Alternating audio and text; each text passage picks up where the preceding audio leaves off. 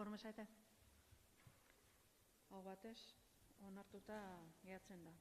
Bigarrena, alkatearen jakinarazpenak, ez daukazu. Osintxu auzoan, hiri antolamenduko plan orokorreko 54. arean kokatzen diren garajen erosketa. Proposamena da, garajeak gutxi gora 458 metroko azalera okupatzen dutenak, erostea 38.400 eurotan eta alkateari ahalmena ematea eskriturak sinatzeko. Proposamen honen aldeko botoak, hau batez, onartuta gehatzen da. Boto azalpenik edo? Laugarrena, etxeko laguntza zerbitzuaren kontratu luzapena.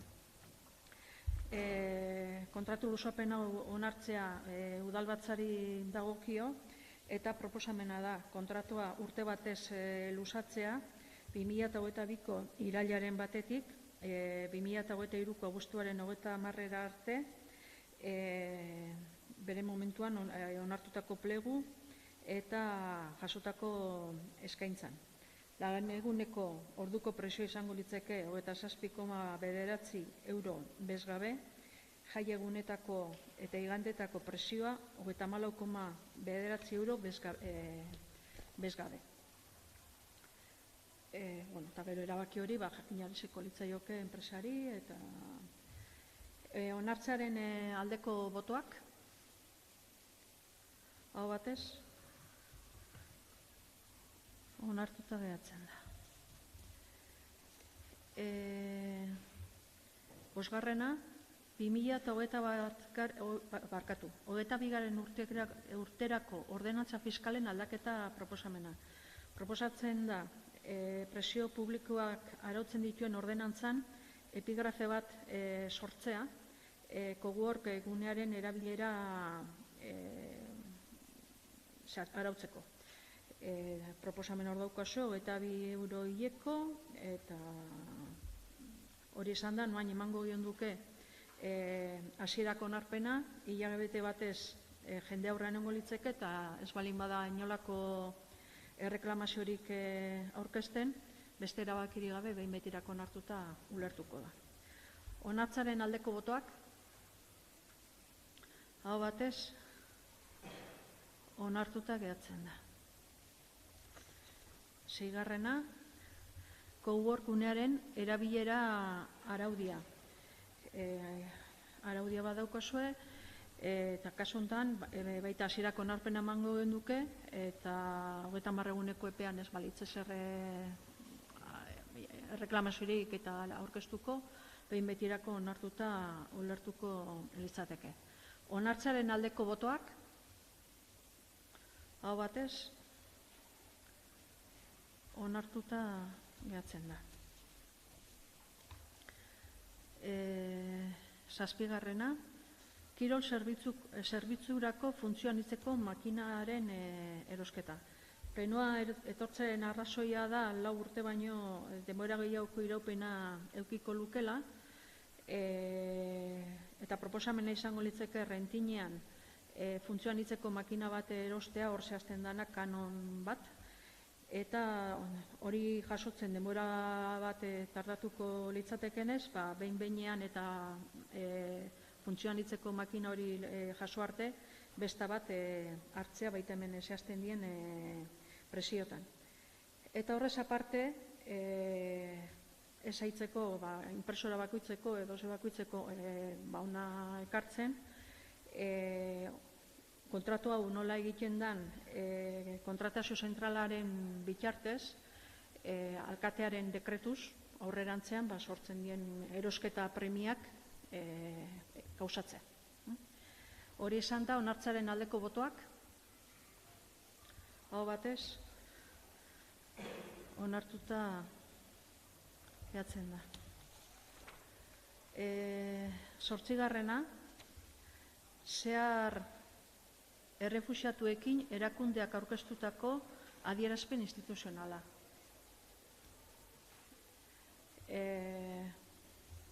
Nik adierazikoet. Dare,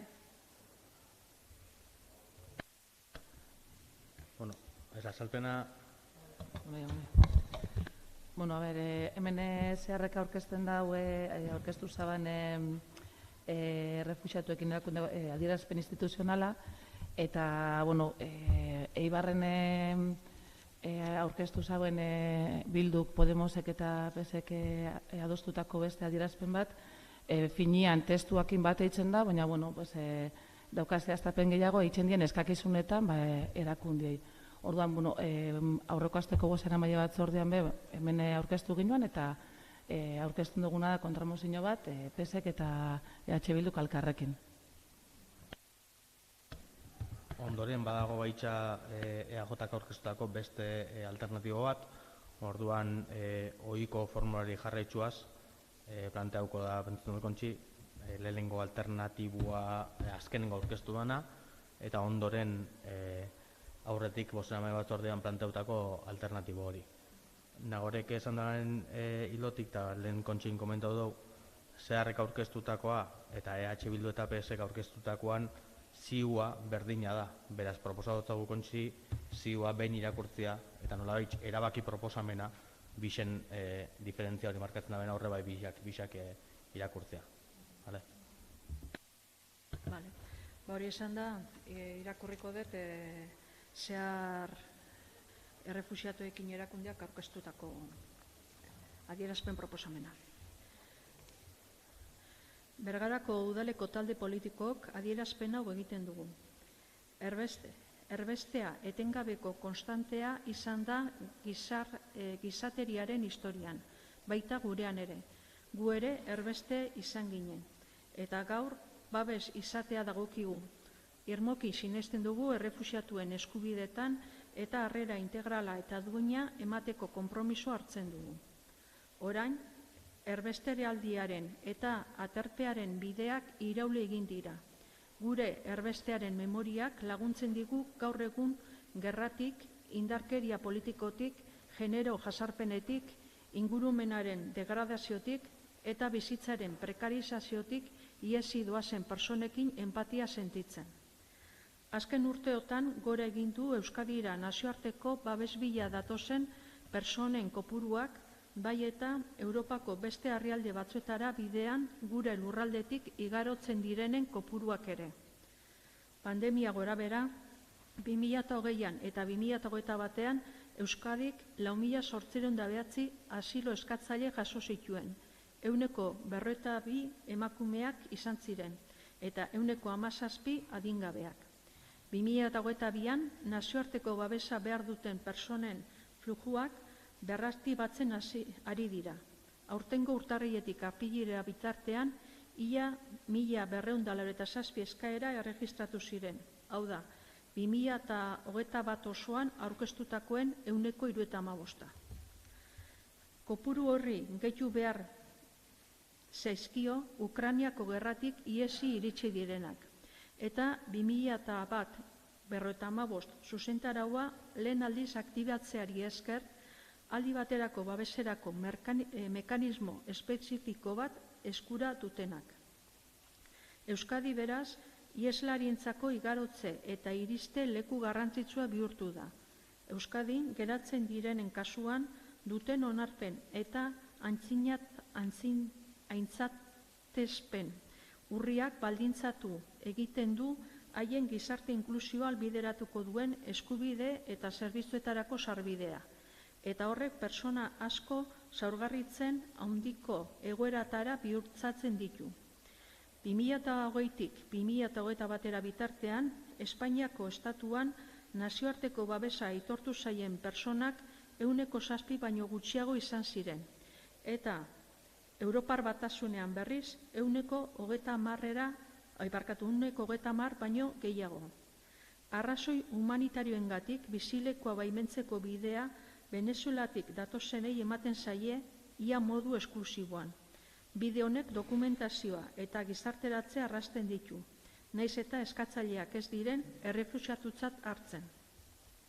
Ondorioz, nazioarteko babes eskaera ukatzen zaien personak, gehienak, zuzenean irregulartasun egoerara igarotzen dira. Lan izatekotan berehala galtzen dute. Harrera sistemaren parte baziren, azkar ateratzen dituzte bertatik, 15 egunetan, alternatiba juridiko eta sozialik gabe.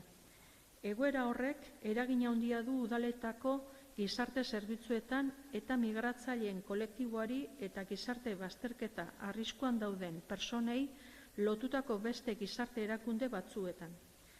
Mugei, nazioarteko babesari eta atzerritasunari dagozkien politikak estatuaren eskumenekoak badira ere, berehalako premiak tokiko erakundeetan kodeatzen dira, hala nola benetako harrera ematea eta integrazioa eta elkarbizitza aniztasunean gauzatzeko aukera. Autonomia erkidegoak gizarte zerbitzuen arloko eskumena du eta euskal aginte publikoak dira personen eta horiek osatzen dituzten taldeen askatasuna eta berdintasuna eraginkorrak eta benetakoak izan daitezen baldintzak sustatzeko eta oztopoak kentzeko neurriak hartu behar dituztenak. Xede honetan hiriek eta udalerriek funtsezko zeregina dute. Horregatik guztiagatik, Bergarako udalak honako hau eskatzen dio Espainiako gobernuari. Bat, nazioarteko babesa aitortzeko estandarrak berme ditzala, Europako gaineko demokrazioenekin bat etorriz. Bi, persona guztien asilo eskubidea ziurta dezala, hauen jatorrizko herrialdea edozein dela ere. Ukrainiako krisiak agerian utzi du borondate politika dagoenean nazioarteko babesa behar dutenak hartzeko mekanismoak egon badaudela. 3. Nazioarteko babesa eskatzen duten personentzako harrera sistemaren malgutasuna eta iraunkortasuna ziurta dezala personak ardatz dituen gizarteratze prozesu eraginkorrak bermatu ahal izateko. Gure herrialdeko gizarte eta lan eremuko aldaketetara egokituko den sistema bat behar bereziak dituzten personei arreta emateko bitarteko egokiak izango dituena eta aldi berean personen aniztasuna kontuan hartuko duena, besteak beste, generoari eta sexu joerari dagokionez, erlijioari eta kulturari dagokionez, adinari dagokionez eta bar. 4. Tratu berdintasunari eta diskriminaziorik ezari buruzko lege integrala onar dezala eta tratu berdintasunerako eta diskriminaziorik ezerako organo independiente bat sort dezala, diskriminazioaren biktimei arreta, laguntza eta erreparazioa emateko baliabide nahikoekin, eta izaera eta eremu desberdinetako politika eta eragile diskriminatzaileak behatzeko eta haietan eragiteko ere. 5. Gizaki salerosketaren biktimak babesteko eta laguntzeko lege integrala onar dezala. Eta era berean, gainerako administrazio publikoekin koordinatuta eta bere eremutik Bergarako udalak honako konpromiso hauek hartzen ditu. 1. Etxebizitza soziala eta gizarte hezkuntza osasun eta kulturarloko baliabideak eta dirulaguntzak eskatzeko errestasunak ematea, nazioarteko babes premiak dituzten personen eta aberrigabeen zailtasunak aintzat hartzen dituzten irizpideak ezarriz. Egoera bereziki ahulean dauden personak kontuan hartuta, hala nola genero arrazoiengatik jasarpena jasatzen duten eta edo indarkeria matxista jasatzen duten ari diren emakumeena. 2.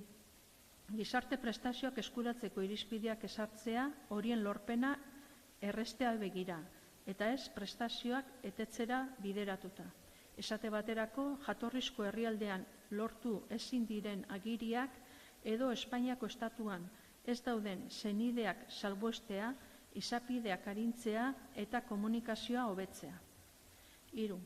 Enplegu bilakaeta aktiborako sarbidea erraztea, prestakuntza egoki, publiko eta doakoaren bidez, bai tokiko hizkuntzak ikasteko, zein etorkizunean enplegua lortzeko aukerak hobetuko dituen prestakuntza jasotzen jarraitu ahal izateko.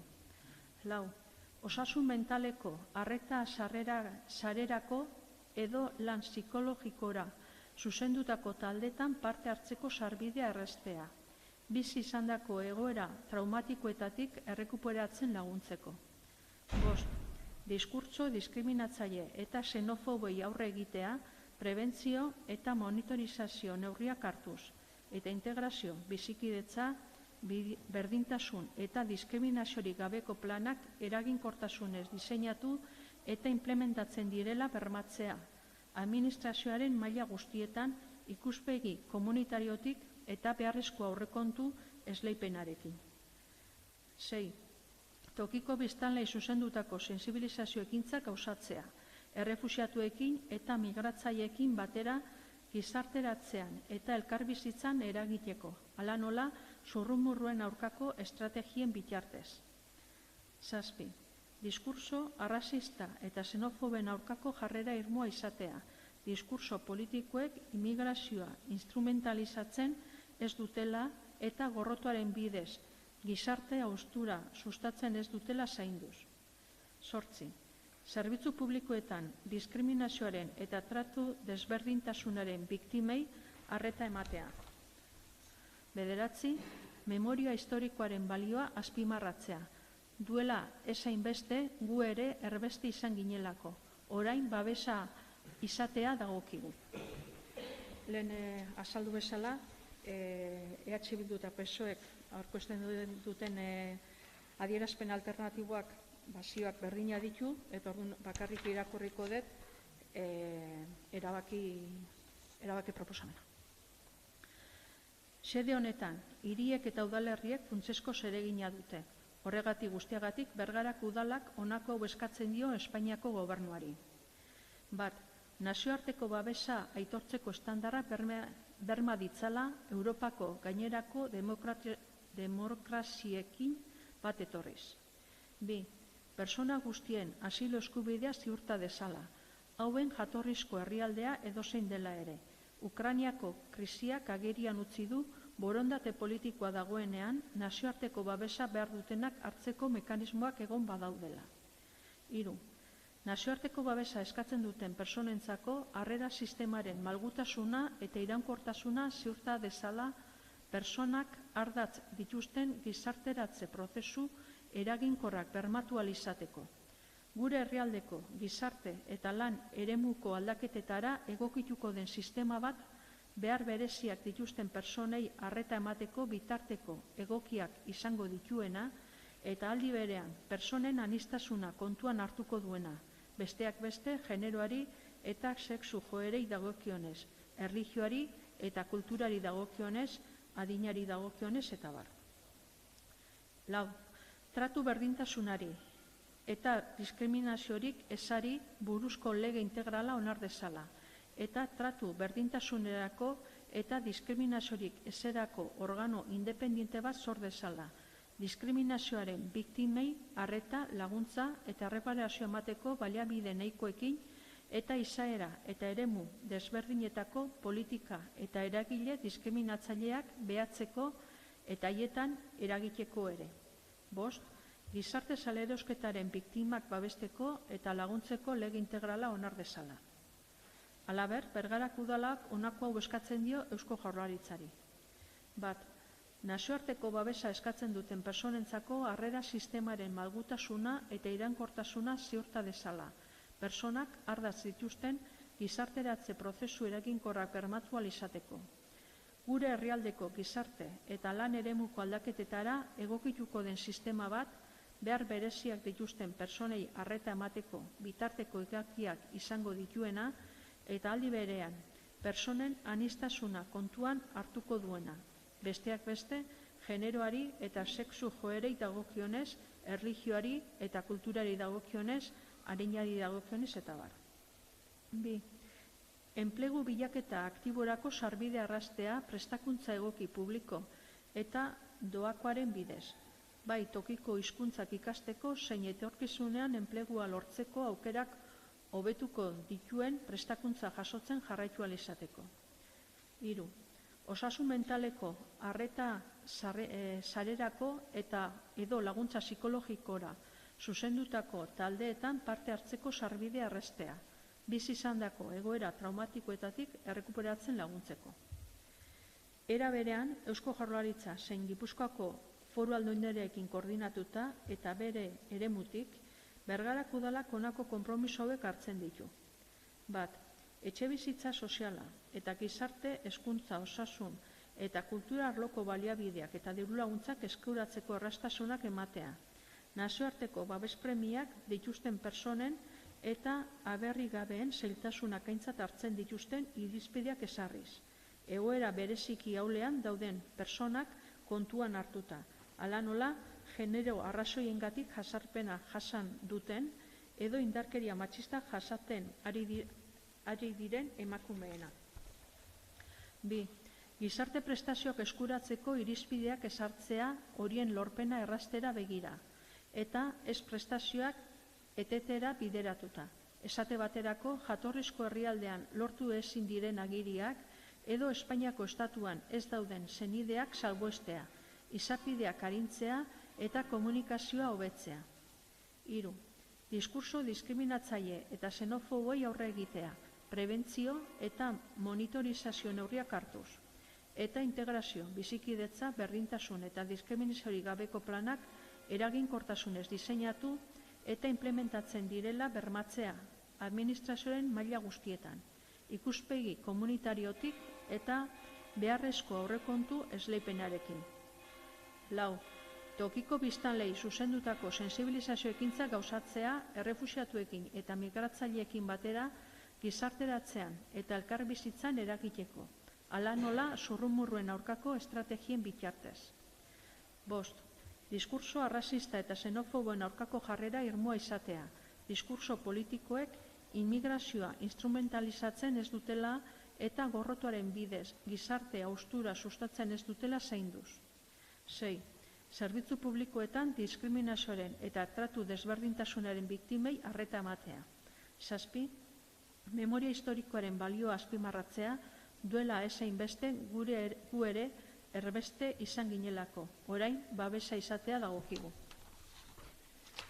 Eta esan bezala alternatibo honi, EAJak beste alternatibo bat aurkeztu dio, eta honela dio. Erbestea etengabe ematen da gizateriaren historian, eta gurean oso presente egonda. Guk ere erbestera joan behar izan baiginen. Orain ordea aterpe izatea dagokigu. Irmoki sinesten dugu errefuxiatuen eskubideetan eta konpromiso hartzen dugu haiei harrera integrala eta duin eskaintzeko. Euskadin arrazoi historikoengatik euskal biztanleriak asilo eta babesarekiko bere betiko konpromisoari eutsi dio. Beren herrialdetatik iesi aukera berrien bila irtetzera behartuta dauden pertsonak alik eta duintasun handienarekin tratatzeko borondatea gizarte gisa dugun konpromisoaren parte da.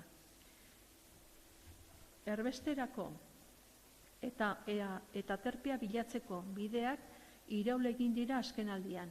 Gure erbestealdearen memoriak aukera ematen digu orain gerratik, indarkeria politikotik, genero jasarpenetik, klima aldaketatik eta gerra gatazketatik iesi doazenekin hobeto empatizatzeko. Azken urteotan gora egin du beste herrialdetatik Euskadira babes bila datozen pertsonen kopuruak, bai eta Europako beste herrialde batzutarako bidean Euskaditik igarotzen direnen kopuruak ere. Drama horrek azken urteetan 5 milioi errefuxiatuk baino gehiagok beren jatorrizko herrialdeetan pobreziatik eta gerratik ihes egitea ekarri du, bai eta Europara iristeko zeharkaldi arriskutsu bat hasi izana ere.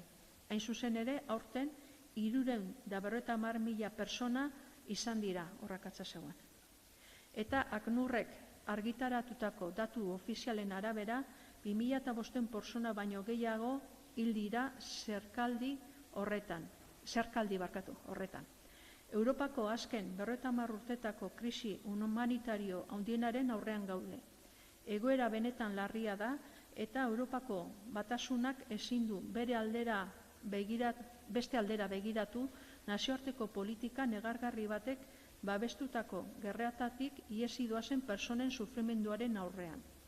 Europako batasunerako bidean dauden errefuxiatuen fluxuen hazkunde esponentzial hori arazo globala da, konplexua eta askotarikoa. Arazo Horretan, arriskuan jartzen da mundu honetako gauzarik preziatuena, pertsonen bizitza.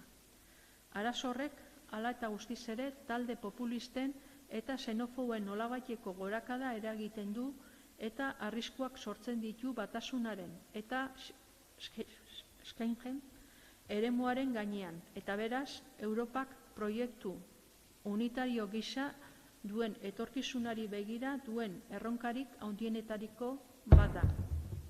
Pandemian ere, 2020an eta 2021an, Euskadik 4.809 asilo eskatzaile jaso zituen. 152 emakumeak eta 117 adingabeak.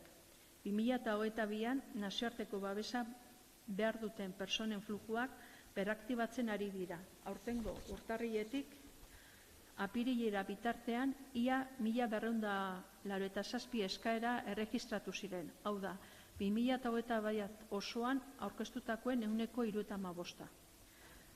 Kopuru horri gehitu behar zaio Ukrainiaren inbasiotik iesi iritsi direnak eta 2015 zuzentaraua lehen aldiz aktibatzari esker aldi baterako babes mekanismo espezifiko bat eskura dutenak. Ildo horretan, Euskal erakunde guztiek konpromiso sendoa erakutsi dute beti errefuxiatuei eman beharreko harrerarekin. Siriako gerrak gogoeta une bat ekarri zigun. Lehenik eta behin, denbora laburrean irten eta Europar Batasuneko herrialdeetara zihoazen pertsonen kopurua esanguratsua zelako. Bigarrenik, argi geratu zelako, harrera sistema zentralizatua ez zegoela prestatuta nazioarteko babesa behar zuten pertsonen testuinguru berriaren errealitateari erantzuteko. Horrek esan nahi du, orain arte udalen, foru aldundien eta autonomia erkidegoen zeregina proaktiboa izan dela arlo horretan. Arazo horri irtenbidea emateko larrialdiko neurriak hartu behar dira, baina aldi berean egiturazko neurri batzuk onartu behar dira. Fenomeno dramatiko horri errotik aurre egiteko, ematen baitu fenomeno horrek luze iraungo duela. Mugei, nazioarteko babesari eta atzerritartasunari buruzko politikak estatuaren eskumenekoak badira ere, tokiko eremuan kudeatzen dira premia hurbilenak, harrera eraginkorra, aniztasunean integratzea eta elkarrekin bizitzea. Euskadik gizarte zerbitzuen arloko eskumena du eta bertako herri aginteek beharbesteko baldintzak sustatzeko eta oztopoak kentzeko neurriak hartu behar dituzte, beren eskumenen esparruan, pertsonen eta horien osatzen dituzten taldeen askatasuna eta berdintasuna eraginkorrak eta benetakoak izan daitezen. Bergarak udalak adierazten du, lehentasun jotzen duela klima arazoetatik, politika eta genero alorreko gatazketatik eta gerratik iesi doazen errefuxiatuak artatzeko tartean diren gainerako administrazio publikoekin koordinatu da. Bat, harrera planetik naiz gure udalerrian egin beharreko informazio eta sensibilizazio planetik eratorritako udal jarduerak gaituko ditu Bergarako udalak. Erabateko harrera ematera begira, bere eskumenen barruan dauden udal baliabideak bideratuz. 2. Bergarako udalak Europako sistema erkide bateratzea eskatzen die Europako Batasunari etaren estatukidei. Batez ere, Espainiako estatu gobernuari, bai eman beharreko asiloari, bai imigrazioari dagokionez, larrialdi egoerei erantzun azkarra emateko eta jatorrizko herrialdeetan lankidentzan aritzeko gai izango dena. 3. Bergarako udala diskurtso arrazista eta xenofoben aurka dago. Diskurtso politikoek imigrazioa instrumentalizatzen ez dutela eta gizarte haustura sustatzen ez dutela zainduz.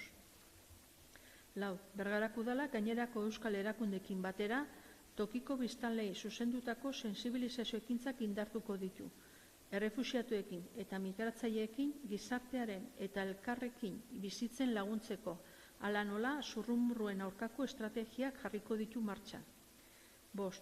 Bergarako udalak Europako Batasunari eta bereziki Espainiako estatu gobernuari Dublingo protokoloa gainditzeko eta batasunera sartzeko eskaerak indarrean dagoena ordezkatzen duen erantzukizun kolektibo mekanismo koordinatu batetik jorratuko dituen sistema bat antolatzeko eskatzen dio. 6. Bergarako Udalak Europako Batasunari eta bere estatukidei eskatzen die gizakiekin trafikatzen duten mafia kriminala jasartzeko eta justiziaren aurrera eramateko. 7. Bergarako Udalak dei egiten die bergararrei elkartasuna eta babesa adierazi diezaioten gerraren biktimak diren familia horiei, bai eta hiri horretan bizi diren familia migratzaileei eta errefuxiatuei ere. 8. Erabaki honen berri emango zaio udalerriko herritarrei, Gipuzkoako Foru Aldundiari, Eusko Jaurlaritzari, Espainiako Estatuko Gobernuari eta Europako Batasunari. Bueno, esarrez badioz adierazionei, poskatzen hasiko gara. Eta poskatuko du lehenengo EAJak aurkeztutako mozio alternatiboa. Onartzaren aldeko botoak, aurkakoak, ez da onartzen, aldeko izan dilako 7 eta 8 aurkakoak. Orain, bozkatuko dugu, EH Bildu eta PSOEk aurkeztutakoa. Onartzaren aldeko botoak, aurkakoak, justu kontrakoa, 8 aldeko boto eta 7 aurkako. Beraz, EH Bildu eta PSek aurkeztutako mozioa, mozioa badierazpen proposamena, onartuta jatzen da. Boto azalpenik edo norbaitek? Bueno, nik lehen aipatu duten moduan, aurkeztu duguna izan da, Eibarko Udalian PS, Podemos eta Bilduk adostutako testu, eta hemen ikusten ginoen aukera hori bazegoela, edo zen modutan be, aipamena itxean nahiko ginuke, asteburuan Marokon eta Melilla artean jasotako sarraskixai, eta segurazki testu hau gaur-gaurko ez beste modu baten, beste azterketa kritiko hau batein da aurkeztuko ginuko, o beste lanketa biako litzake, baina bueno, aipamen hori itxean nahiko ginuke asteburuko gertakari zai.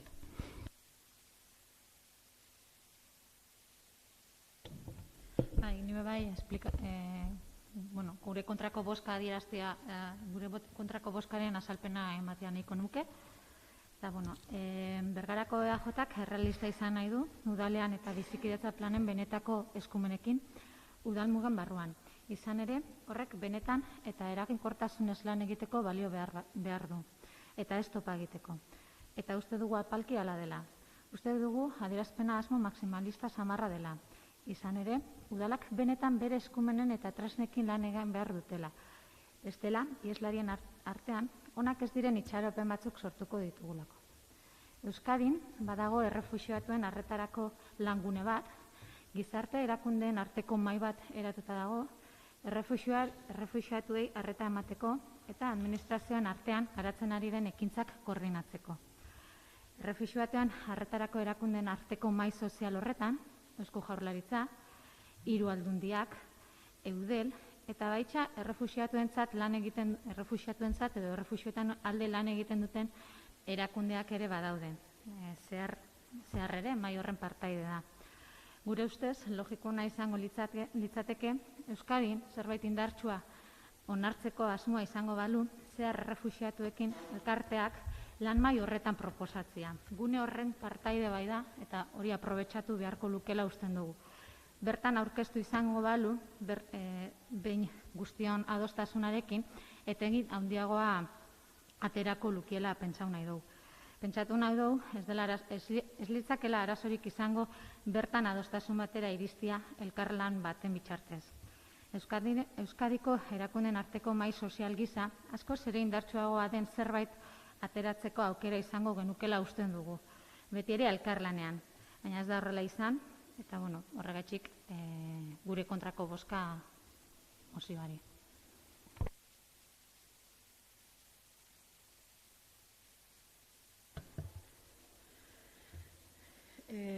Bederatzigarren puntue, Ezker Anitza IU Debagoienak aurkeztutako mozioa. Bergarako Balogrin instalazioaren ingurumen baimena dela eta Tapia legea errekurritzeko. Kontxi, gorka hitza bai. Puntuz puntu bozkatzea eskatzera gatoz, mozio honetan, 2 puntu udal kompetentziekin lotuta delako eta beste bi ez, hori jakinaraz. Hola, bozkatuko dugu, baina irakurtzen hor.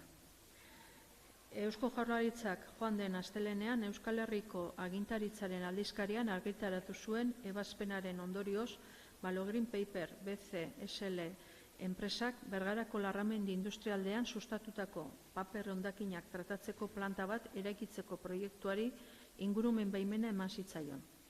Ezker Anitza iutik hainbat gogoeta egin nahi ditugu. Argi daukagu gure lurraldean sortutako hondakinak gure lurraldean kudeatu behar direla, eta ez garela nire atzeko patioan ez jokoan eroriko.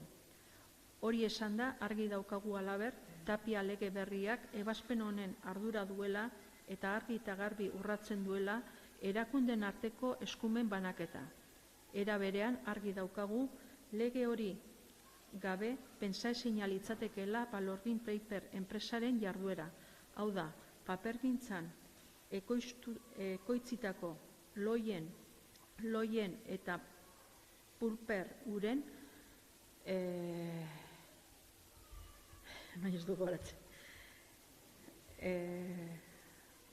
autorizazio integrala, loien balorizatzeetik abiatuta kalzinazio prozesuaren bidez kare produktua fabrikatzeko gaur egun ez lukeela Eusko Jaurlaritzaren aldeko ebazpenik izango.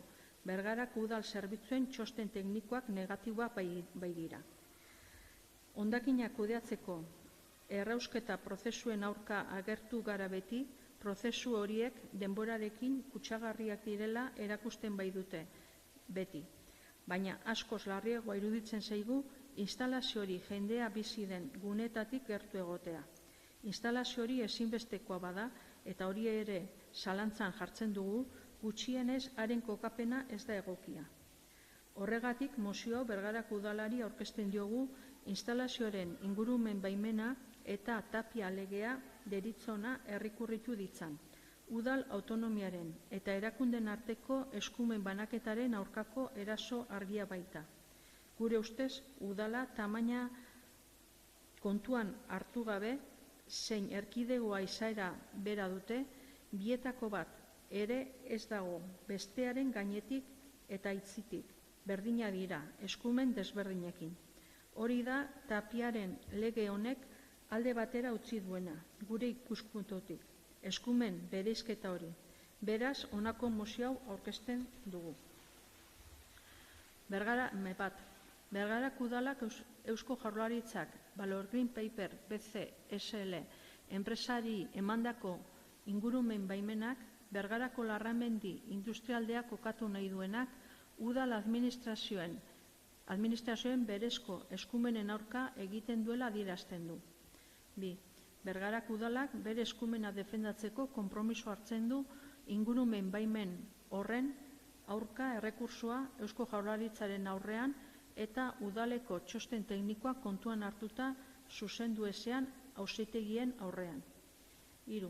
Bergarako udalak uste du ingurumen baimen hori ez dela emango Tapia legea deiturikoa gabe eta beraz Eusko Jaurlaritzari eskatzen dio bere indargabetzea, udalaren eskumen propioen aurkako erasoa baita.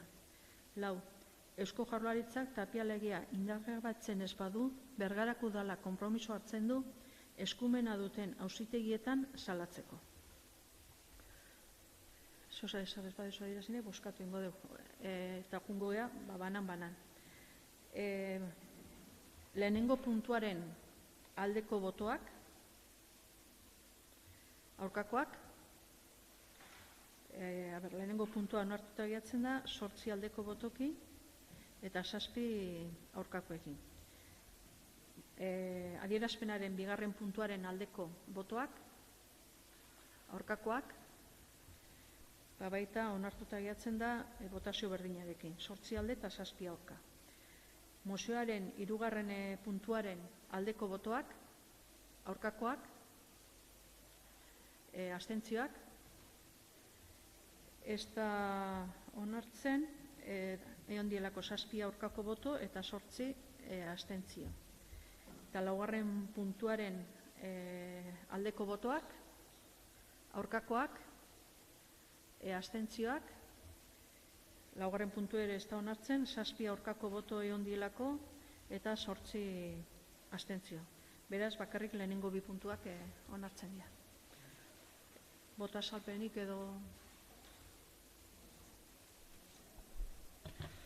Bueno, guk nahiko ginukena argitzu da, lehenengo 2 puntuak alde bozkatu dugula, hainbatetan adierazi dugun moduan, eragileekin, komunikatu dutzagun moduan, enpresarekin behin eta berriz enpresari esan dutzagun moduan, Bergarako udal planeamenduan udalak dituen kompetentzia urbanistikoak eta planeamendu urbanistikoan defentsan, eman biharreko urratsak emango dituala. Hola indogu oinarte eta hola jarraitzuko dugula.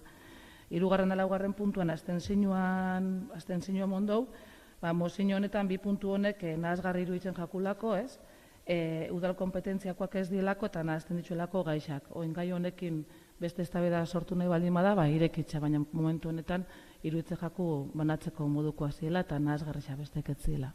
Hoxe gura salpena. Nik bai hartu nahiko nuke eta gure botoa salpenak emon.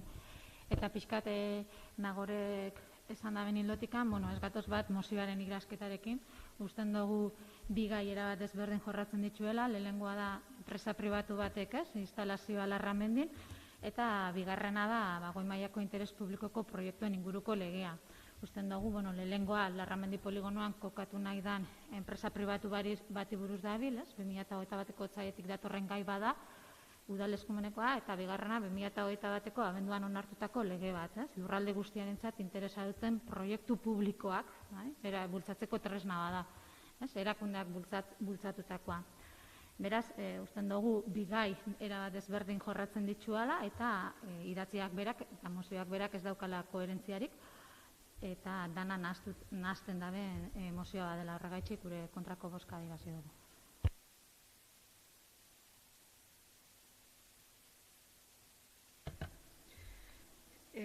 Hamargarrena, LGTB eguna dela eta adierazpen proposamena.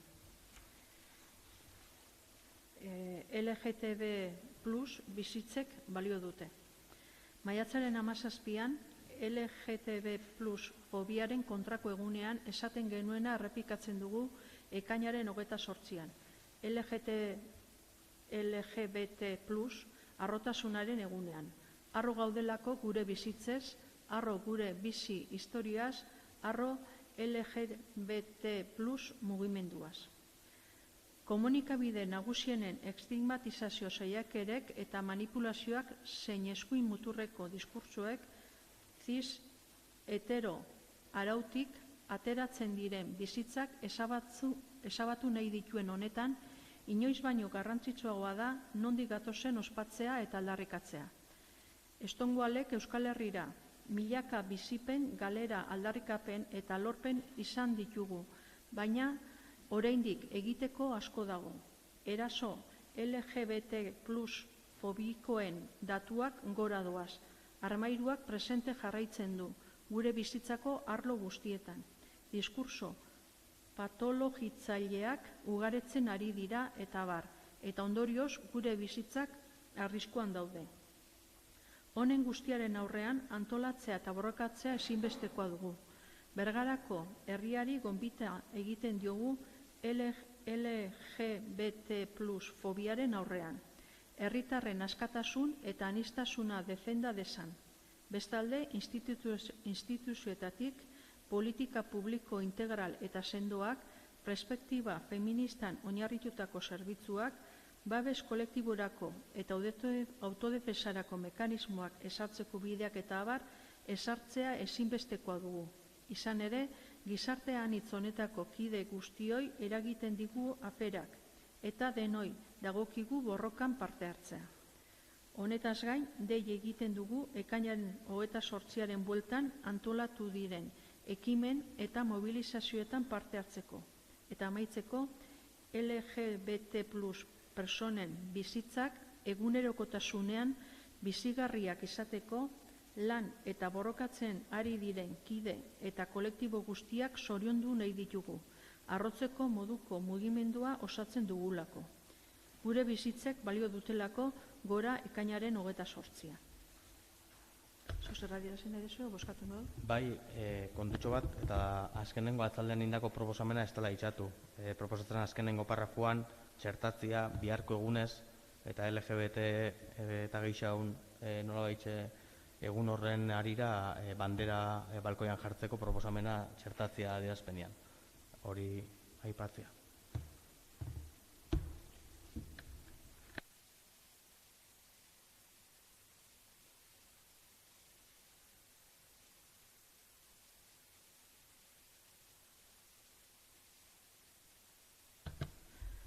Onartzen aldeko botoak?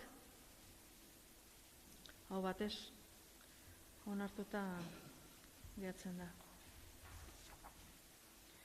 Bota salpenik?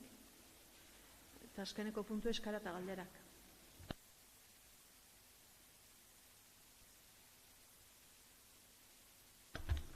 Ez badago, bukatutzat emongo dugu ekaineko plenua, gogoratu Uztalian 25 Santiago eguna data jaiegun izan da, 18an izango dela plenua.